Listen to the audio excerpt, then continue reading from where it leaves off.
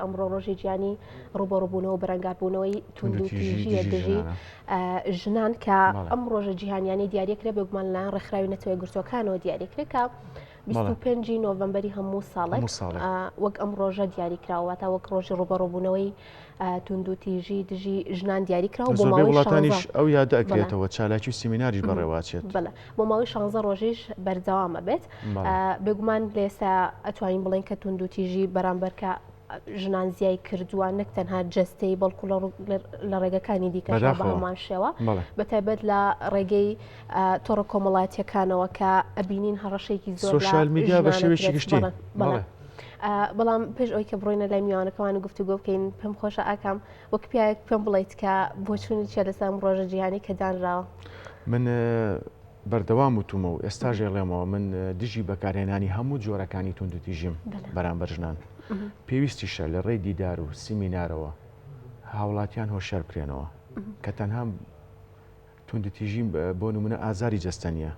وەک خۆ ئاماژەت پێیا لە سوشیال میدیا زۆر جار سوکایەتی یاخود توندوتیژی جۆرێک لە توندوتیژی بەرامبەر ئافرەت بەکارهێنێت هەر لە ڕێگی قسەکردنیشەوە بەدڵنیایی کە پێویستە سنوورێک بۆ ئەو دیار دەقێزەوە نەدامرێ و بەهیواشم کەش بینم بێگومان لەبەرەوەی کە ژنان یاخود خادمان پێگێکی گرنگی کۆمەڵگان بۆ ئەوی کە قسە لەسەر ئەم بابەتە بکەین و باز لە دۆخی ژنان بکەین بە شێوەیەکی گەشتی لە هەرێمی کوردستانە زۆر بەڕێز بەهار عەلیمان بە شێوەیەکی ڕاستەخۆ لە هەولێرەوە لەگەڵابێت کە بەڕێزیان بەڕێوەبەری ڕێکخراوی ئێمن و فێمینیستن و هەروەها چالاکن لە بواری ژنانە بەهار خان سڵاو لەبێت بەیانیت باش سپاس بۆ دەرفەتەی کە بێمە بەخشی سپاس بۆ ئامادە بوونێت خاتوبار سڵاو لێ زۆر سپاس سەرکەوتوو بن خاتوبارە پرسم ڕۆژی بەرەنگاربوونەوەی توندوتیژی ڕۆژێکی جیهانیە لە هەرێم بە چ شێوازێک کار بۆ بەرەنگاربوونەوەی توندوتیژیەکەن بەیانیتان باش زۆر سپاس بۆ ئەم دەرفەتە لە هەرێمی کوردستان شێوازی جۆراوجۆر کار بۆ توندوتیژی نەهێشتنی توندوتیژی بەرامبەر بە ژنان و بەرامبەر بە کچان ئەکرێت هەڵبەتە بە 24 ڕۆژ لە 12 مانگەکەی ساڵە کارکردن بۆ نەهێشتنی توندوتیژی بەردەوامە لە لایەک هوشیارکردنەوە کە ڕێکخراوەکانی ژنان و هەندێک دام و دەستگاکانی بەرەنگاربوونەوەی نەهێشتنی توندوتیژی و تەنانەت لە هەندێک قوتابخانەکانە کارەکەن لە لایەکی تر پاراستنی ژنانە لە ڕێگەی شەڵتەرەکانەوە یان دام و دەستگاکانی پۆلیس ئەو ژنانە ئەپارێزن کە ڕائەکەن لە خێزانەکانیان یان لە هەر جێگایەکی تر کە دووچاری توندوتیژێ بێتەوە لە ڕێگەی سۆشیال میدیاوە بە بەردەوامی هەڵمەتی فراوان هەیە بۆ نەهێشتنی توندوتیژی دژ بە ژنان مەبەستمەوەیە چالاکیەکان جۆراوجۆرە و بەردەوامە بە درێژایی ساڵ بەردەوامە. بەڵێ خاتو بەهار ئەپرسم زۆر جار سنتەرەکانی توندوتیژیش ئەکرێنە ئامانج لەو ڕۆوە چۆن کۆمەلگا هۆشیارەکرێتەوە؟ بەڵێ زۆر دروستە بەداخەوە یعنی ئەوان ئێمە پشتوپەنایەکی گەورە بۆ کەسانەی تەنانەت بۆ ئێمە ڕێکخراوەکانیش ئەو سنتەرانەی حکوومەتن کە بەرەنگاربوانی توندوتیژیە بنەوە تەنانەت ڕێکخراوەکانی ژنانیش کە کارەکەن لەسەر توندوتیژی ئەوانەش دووچاری کێشە هەڕەشە هەندێک جاریش کوشتن ئەبنەوە بۆیە لەمەیە نابێتە هۆکاری ئەوەی کە هیچ لەم دەستگایانە بۆستێ لەو ئەرکەی کە خستێتە سەرشانی خۆیە و بەردەوامە بێت بەڵام لەلایەکی کە پێویستەکە ئەو دەستگایانە حکوومەت کاری جدیتر بکە بۆ تون و تۆڵکردنی پاراستنی ئەو کەسانە لە کاتی دەرچوونی تیمەکانی پۆلیس تەنانەت بۆ ڕێکخراوەکانیش ئێمەش کە تیمەکانمان دەرەچن بۆ هوشیارکردنەوەی خەڵک زۆر جار دووچاری کێشە ئەبنەوە بۆیە پێویستەکە هەماهەنگ بین دام و دەستگاکانی پۆلیس ڕێکخراوەکان هەموو ئەو لایەنانەی ئیشەکەن دەستگاکانی ڕاگەیاندن پێکەوە چۆن هەوڵبەن میکانیزمی تون و تۆڵتر بگرینە بەر بۆی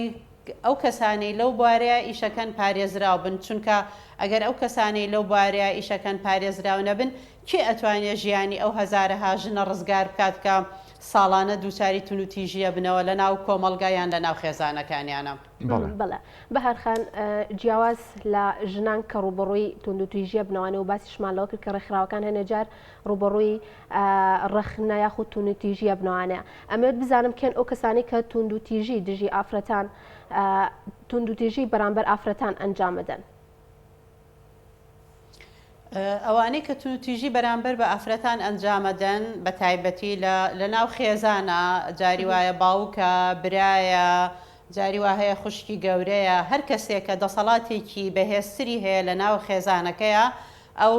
ژنەکە یان کچە گەنجەکە بە خاڵێکی لاواز ئەبینێ و ئیسراحەتی خۆی وەرەگرێ کە تون و تویژی بکە بەرامبەری هەندێک جاریش تون و تیژیەکان لە دەرەوەی خێزانە بن لە بەتایبەتی لە شوێنی کار بەتایبەتی لە ئەو شوێنانەوەی کە گردبوونەوەی لێ ئەبێت هەندێک جار تون و تیژەکان ڕۆیە ئەوەی سلێمانیمان لە بیرەکە کچێک تەنهاویستی پاسکیل سواری بکە ئەو هێرشەیان کردە سەر لەلایەن کۆمەڵە کوڕەوە لە شوێنی کار زۆرە ئەوەی دەزانیاریەکان کە پێمانەگا لە شوێنی کارکردن لە هەردوو سەکتەرەکەیە تون و تیژی زۆرە لەسەر جادە جاری وا هەیە تون و تیژێ بێ بەنسبەت ڕێکخراوەکان ئەوانەی کە لە بەمبەستم لە شوێنی کاریان لەسەر جادەیکەن ئەوانەش پیاوانن یان خاوەن کارەکەیە یان کەسێکە کە دەسەڵاتی هەیە یان کەسێکە کە لەگەڵی ئیشەکە کە ڕێگە بەخۆی ئەیە زۆر بەداخەوە جاری وا هەیە ژنان لە چەند مووقعێکی بەرزیش بن تەنانەت شوێنی ئیشەکەشیان جاری وا هەیە مووقعی ژنەکە بەرزترە لە مووقعی پیاوەکە بەس هەمیشە پیاو ئەو ڕێگەی بەخۆی یاوەکە ئەو ئەتوانێ ئەگەر هەر هیچی پێ نەکرێ بە زمان بە هەراسانکردن شێوازێکی تون و تیژی بەرامبەر بە ژنان بەکاربێنێ ئەو کەسانەی کە تون و تیژی و هێرشەکەنە سەر ڕێکخراوەکانی ژنان و دام و دەستگاکانی حکومت کە کار ئەکەن بۆ نەهێشتنی تون و تیژی لەوانە شەڵتەرەکانە نووسنگەکانی بەرەنگاربوونەوەی تون و تیژیە ئەنجومەنی خانمانە هەموو ئەم دەستگایانەی بەڕاستی ئەوە هەڵمەتێکی ڕێکخراوە لەلایەن کەسانی کۆنەپەرست کە نایانەوێ ژنان لە کوردستان ئازاد بن ژنان کەسێکی ئاسایی بن کە بتوانن لە ژیانی گشتیا کار بکەن بۆیە بە غێر مباشر لە هێرشەکە لەسەر ئەو ڕێکخراو لایەنانەی کە کار ئەکەن بۆ بەهێزکردنی تواناکانی ژنان و نەهێشتنی تون و تیژی دژ بە ژنان. باشە بەهارخان بەڕێستان وەک بەڕێوەبەری ڕێکخراوی ئێمە ئەوەنەی زانیاری تەبەت ڕێژەی تون و تیژی بەرامبەر ئافرەتان لە هەرێمی کوردستانە لە ئێستا لە چه ئاستێکایە تا چەند کە ژنان تون و تیژیان بەرامبەر ئەنجام مەدرێت؟ بەداخەوە ژمارەکە بەرزە من ئەحسایی سەر هیچ ژمارەیەکی ئەم ساڵم هێشتا لە بەردەستانیە داوای لێبوردنەکەم بەزەگەر پشت ببەستین بەوانەی ساڵی ڕابردوو ڕەنگە گۆڕانکاریەکی ئەوتۆ نەبوو بێت 44 حاڵەتی کوشتن هەبووە 93 کەس ناچار کراون کە ئینتیحار بکەن ژن 68 ژن خۆیان سووتانۆ یا سووتێنراون دەستدرێژی سێکسی 206 حاڵەتە پێم وانە ژمارەکە لەم ساڵە ئەوەی کە مراقبەیەکەین ئێمە ڕێژەی کوشتنی ژنان کەمتر بۆتەوە بەس ڕێژەکانی تر تەسەورم هەیە ئەگەر وەکو پار نەبێ ڕەنگە زیاتر بێ بەڵام ئەمانەش هەمووی ژمارە ڕاستەقینەکە نین چونکە هەموو ئەم شێوازانەی تون و تیژی کە باسمان کرد بەڕێزیشتان باسی تون و تیژی دەرونیتان کرد کە لە ڕێگەی فشاری دەرونیەوە تون و تیژی بەرامبەر بە ژنانەکان هەموو ئەمانە زۆر لەمە زیاترن بەڵام هەموو کەس راپۆرت ناکە هەموو کەس هەواڵ نایەکە دووچاری تون و تیژی بێتەوە چکە خەڵکانێکی زۆر هەن هێشتا قوبوڵیانەیان بەهۆی زەختی کۆمەلگایە خێزانەکانیان یان دەوروبەرەکەیان ناتوانن قسە بکەن بۆیە بەداخەوە من هەموو ساڵێک هەموو جارێ ئەم قسەیەم دووبارەکەمەوە ئێستا شەیکەم ئەگەر بە جددی باس لە پێناسەی تون و تیژی دژ بە ژنان بکەین کە هەر کردارێکی تون و تیژی ئەگەر کاریگەری لەسەر جەستەی هەبێیان لەسەر دەرونی هەبێت ڕوبەڕووی ژنان بێتەوە ئەگەر ئاوا پێناسەمان بێ بۆ تون و تیژی ئەڵێم لە پشت هەموو دەرگای ماڵێکەوە ڕۆژانە بەلایەنی کەم حاڵەتێکی تون و تیژی هەیە. بەڵێ خات و بارە پرسم ئەو کارانی کە کردوتانە تا ئێستا تا چەند کاریگەری لەسەر کەمبوونەوەی ڕووداوەکان هەبووە بە دیاریکراوی تون و تیژی دژ بە ژنان؟ بەڵێ بێگومان ئەو ژمارانەی من باسم کردیان ڕەنگە بەڕێزیشتان ژمارەی ترتان لا نەبێ ئەگەر ئەم کارانەی ڕێکخراوەکانی ژن و دام و دەستگاکانی حکومت بە تایبەتی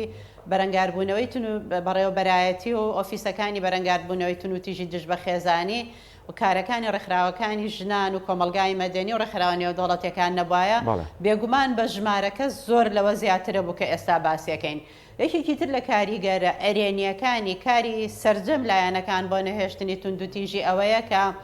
ئێستا ژمارەی ئەو ژنانەی کە قبوڵی ناکەن تون و تیژیان بەرامبەر بکرێ ئیتر ئەوە تا یان ژنی دۆم و سێمی بەسەریەت یان لێ ئەدرێیان ئیها ناکرێ ژماری ئەوەی کە هەواڵ ئەیە ئەچێ شکات ئەکا لای پۆلیسیایەت ڕۆ کاتە ڕێکخراوەکانی ژنان داوای هاوکاریەکە زۆر زیاترە، ساڵ بە ساڵ زیاترە بێت کەواتە هوشیاری ژنان بەوەی کە قوبوڵی نەکاتون و تیژی بەرامبەر بکرێ زیاترەکرا بۆیم پێم وایە کاریگەریەکانی ئیشەکان کارەکانی هەمومان پێکەوە ئەلەمانەیە خۆی ئەبینێتەوە. چەند شێڵتەرێک یاخود چەند پەناگەیەکی ئارام هەیە بۆ ئەو ژنانەی کە ڕوبەڕووی تونند و تیژیە بنەوە. کاروبارەکان چۆن ئەڕوا لەو شێڵتەر و پەناگانە؟ ئەوانەی لە شەڵتەرەکانیان ماڵی داڵدەی ژنان کە چەندین دانە هەیە کە حکومەت سەرپەرشتیەکە لە شارەکانی کوردستان بەڕاستی لانەیەکی ئارامن، لانەیەکن بۆ پاراستنی ژنان لە تونند و تیژی. بێگومان بە لەوەی ئەگەر ئەمە نەبوایە ئێستا هەموو ئەو ژنانی کە لە 2006 و 2007ەوە ڕوویان لەو شوێنانە کردو ئێستا هیچیان لە ژیانە نەمابوون. ئیدارەکردنیان باشە، بەڵام بەداخەوە بە بۆنەی بارودۆخی ئابووری و ئەو ناکۆکیانەی کە لە هەرێمی کوردستان هەیە و نەبوونی بودجە کە عێراق لە هەرێمی کوردستانی بڕیوە و تەرکیزی ڕێکخراوەکان نێودەوڵەتیەکان بۆ مەسەلەی ئاوارەکان و فشاری حکوومەتی عێراق لەسەر ڕێکخراوە نێودەوڵەتیەکان کە ئەبێ زۆربەی زۆری کارەکانیان ببەنە ناوچەکانی تری عێراق، هەموو ئەمانە وای کردووە کە بودجەی پێویست بۆ ئیدارەکردن و خزمەتگوزاریەکان چ لە شەڵتەرەکانی حکوومەت چ لە دامودەستگاکانی تری پۆلیس کەم ببێتەوە. ئەمە کاریگەری سەلبیە، ئەینا وەکو خزمەتگوزاری و پاراستنیان بەڕاستی ئەبێ هەمومان دەستخۆشی بکەین لە تاک بە تاکی ئەو کارمەندانەی لەو شوێنانە ئیشەکەن کە تۆ ئەتوانن ژیانی ژنان بپارێزن. باشە بەهارخان با بزانین ئەو کەسانی کە تونند و تیژیان بەرامبەر ئەنجام مەدرێت پێویستە چۆن مامەڵیان لەگەڵا بکەن و هۆشیاری کۆمەلگا لەم بارەیەوە لە چه ئاستێکە و لە بەرامبەرە بە هەمان شێوە کەسانی کە تونند و تیژیەکەن پێویستە چه سزایەک بدرێن بە ئەوی کە دووبارە ئەو تونند و تیژیانە ئەنجام نەدەنەوە. تیژی ئەکەن بەرامبەر ژنان بەڕاستی یاسای بەرەنگاربوونەوەی تون و تیژی خێزانیمان هەیە کە زۆر بە ڕوون و ئاشکرایی دیاری کردووە تاوانەکان چیە و لە هەندێکیانە حتەنانە سزاکەشی دیاری کردووە. ئەو یاسای عقوباتمان هەیە، هەموو ئەمانە ئەگەر وەکو خۆی جێبەجێ بکرێت لەلایەن محکەمەکانەوە لەلایەن دادگاکانەوە پێم وایە ئەو کەسانە جارێکی تر دووچاری ناوێرن تونند و تیژی بکەن بەرامبەر کەس. بەڵام بەداخەوە لەبەرەوەی سەروەری یاسا لە کوردستاندا لە ئاستێکی زۆر باڵایان نییە، دەستێوەردان هەیە لەلایەن هەندێک جار لەلایەن کەسانی دەستڕۆشت و جاری وایە ئەندامی حیزبێکن ئەندامی عشیرەتێکن یان هێزێکی چەکداریان هەیە بەکارێنن. ئەمانە هۆکارن لەوەی کە سزاکان وەکو خۆی بەکارنەیە بۆیە ئەو کەسانە دووبارەی ئەکەنەوە تون و تیژی. بەشی دووەمی پرسیارەکەی بەڕێزت ئەوە بوو کە چۆن مامەڵە بکرێت لەگەڵ ئەو ژنانێک کە تونند و تیژی بەرامبەریانەکری. ئەگەر باش تێگەشت بم لە پرسیارەکە بەڕاستی خاڵی یەکەم زۆر گرنگە نخرێنە چوارچێوەی تاوانبارەوە، بۆیە زۆر بەداخەوە زۆر جار لە دەستگاکانی ڕاگەیاندنیش ئەبینین کاتێکە چاوپێکەوتن لەگەڵ ئەو ژنانەکەن ئەڵێ کە تونند و تیژی بەرامبەر کراوە ئەڵێ بۆچی تۆ چیت کردبوو، تۆ چ غەڵەتێکت کردبوو، چیت کردبووە لێیاندا یان ئازاریان ناوی. ئەو پرسیارە بە هیچ شێوازێک نابێ بکەین ئێمە، ئەبێ پرسیار بکەین کە ئەو کەسە بۆچی تونند و تیژی کردو و سزا بدرێ. بۆیە ئەبێت وەکو ڕزگاربوویەکی تونند و تیژی تەعاملی لەگەڵا بکەین، احترامی بگرین، گوێی لێ بگرین بە تەواوەتی هەموو ئەو خزمەتگوزاریانەی لەو دەستگایی کە ئەو ژنە ڕووی تێکردووە ئەگەر لە توانای خۆی هەیە بۆی دابین بکات، ئەگەر لە توانای خۆی نێبینێرێ بۆ ئەو دەستگایانەی ترکە هەیەی. زۆر گرنگە بە چاوی ڕێزەوە تەماشای بکەین، بە چاوی تاوانبار تەماشای نەکەین. بەداخەوە هەندێک جار ئەمانە ئەبیستین لۆم لاولا، بەڵام بەڕاستی ئەوانە ڕزگار بوون ئەگەر کارێکی کردبێ لەلایەن خێزانەکە یان لەلایەن هەندێک گروپی کۆمەلگاوە جێگەی قوبوڵ نییە. بەڵام ئەوە مانای ئەوە نییە هیچ کەسێک مافی ئەوەی هەبێت دەست درێژی بکاتە سەر دەست ببا لێی با یان ئازاری بیا، ئەگەر لە ڕووی دەرونیەوە بێت یان ئەگەر لە ڕووی جەستەیەوە بێت. باشە کەواتە توانین بڵین خودی ژنان خۆیان تا چەند هۆکارن بۆی کە تونند و تیژی بەرامبەر ژنێکی دیکە ئەنجام بدرێت؟ ژنان بەشێکن لەم کۆمەلگایەی کە لە کۆمەلگایەکی پیاوسالاری سیستمێکی پیاوسالاریە پەروەردەبوون، بۆیە بەڵێ زۆر جاریش ژنەکان دەستیان هەیە لە بەکارهێنانی تونند و تیژی لە ناو خێزان بە تایبەتی یان هۆکارن هەندێک جار لە بەشدارن یان هاندەرن لەگەڵ پیاوەکانە بۆ ئەنجامدانی تونوتیژی بەرامبەر بە ژنەکان یا بە کچەکان. بەڵام هۆکارەکە لەوە نییە کە ئەمە ژنەیان ئەمە پیاوە، هۆکارەکە لەوەیە عقلێتێکی پیاو سالاری هەیە کە مافی ئەوە ئەیاد بە پیاوان بە هەر کەسێک کە ئەگەر ژنێک تونندوتیژی بەکاربێنێ جاری وایە بەبێ هۆکار، جاری وا هەیە تەنها لەبەرەوەی گومانێکی لێ هەیە، جاری وا هەیە کچێکی گەنجە ڕەنگە مەسجێکی بەهەڵە بۆ هاتبێ. بۆیە ئەبێ ئێمە هەمومان پێکەوە لەگەڵ ئێوە دەستگاکانی ڕاگەیاندن کار بکەین لەسەرەوەی ئەو سیستمە پیاو سالاریە، ئەو عقلێتە پیاو سالاریە. هەڵبەتە مەبەستم ئەوە نییە پیاو، مەبەستم عقلێتێکی پیاو سالارە کە ئیدارەی وڵاتەکات، کە ئیدارەی شوێن ئیداری خێزانەکات، ئەبێ کار بکەین لەسەر کەمکردنەوەی یان نەهێشتنی ئەو سیستم و عقلێتە پیاو سالاریە. بەس تەنها لە کاتێکی وایە سەرجەم تاکەکانی کۆمەلگا ئەتوانن بە ئارامی دوور لە هەموو شێوازێکی تونندوتیژی بژین. باشە بەهارخان، وەکە زانین کە ڕێکخراوی ئێمە لە دەیەمین ساڵیادی دامەزراندنیدا دیداری پەرەپێدانی فێمینیزم ئەنجامەدا. ئەگەر بە شێوەیەکی گشتی باز لە دیدارەکە بکەیت، باز لە چیە کات و کەی دەست پێکات؟ زۆر زۆر سپاس. بڵێ ئێمە چەند ڕۆژێک پێش ئێستا دیدارێکمان ئەنجامدا بۆ پەرەپێدانی بزوتنەوەی فێمینیزم. دیدارەکە لە 4 تەوەرە خۆی ئەبینیەوە. یەک لە تەوەرەکان سەرۆکی بەڕێز دکتۆر ڕێواز فایق، سەرۆکی پێشووی پەرلەمانی کوردستان، ئەو یەکێک بوو لە میوانەکان و یەکێک لە تەوەرەکان بەشدار بوو کە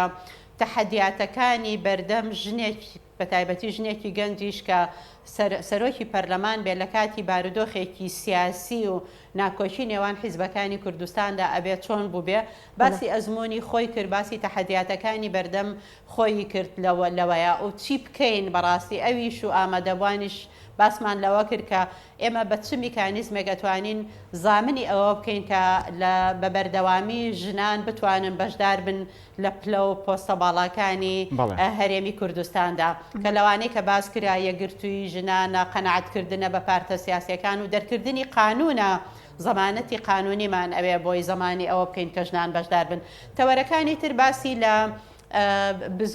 مێژووی بزوتنەوەی فێمینیستی لە ژنانە، ڕێکخراوی یەکێتی ژنان و کۆمەڵی ئافرەتان، یەکێتی ئافرەتان چۆن لە پێشنەوە تو یەکەوە خۆیان ڕێکخست بوو ئەزمموی ئەوان چیە. پاشان باسی هاوپەیمانیەکانمان کرد. پێم وایە 2 ختاوەر زۆر زۆر گرنگن، هەمویان گرنگ بن، چۆن هاوپەیمانیەکانی ژنان پێکەوە ئەتوانێت کار بکە بۆ بەهێزکردنی ژنان، بۆ بەشداری